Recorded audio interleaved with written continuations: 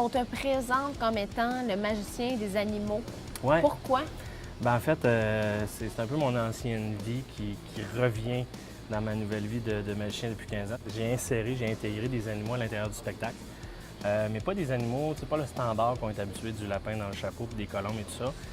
Comme tu peux voir, des animaux qui sont moins connus, je dirais, qui ont beaucoup de préjugés au niveau du public. Donc tout ce qui est exotique, tout ce qui peut faire peur un peu, mais j'aime ça aussi d'y aller du côté pédagogique de la chose.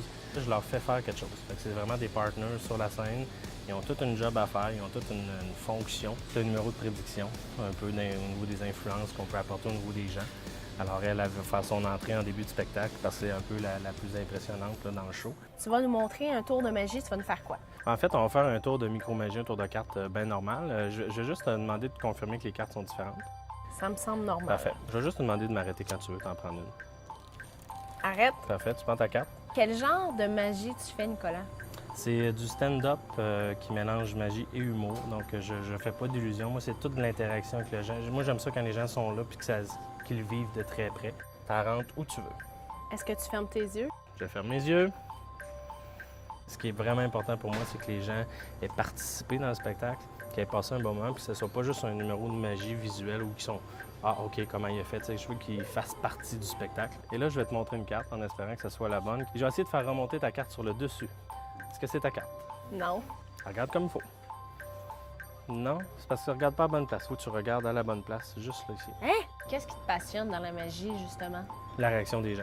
Tu sais, notre salaire, c'est ça, c'est de voir l'émerveillement des gens qui gardent leur cœur d'enfant, qui ne comprennent pas, qui se posent la question comment on fait. Si on prend le 2 de cœur et qu'on l'amène sur le bras, et on va voir ta carte. Wow! On va te voir au Festival de magie de Ouais. Québec.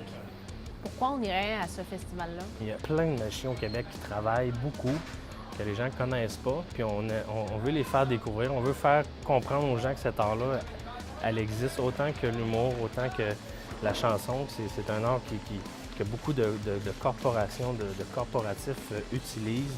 Les gens en parlent. On a Luc Langevin aussi qui nous a aidés aussi.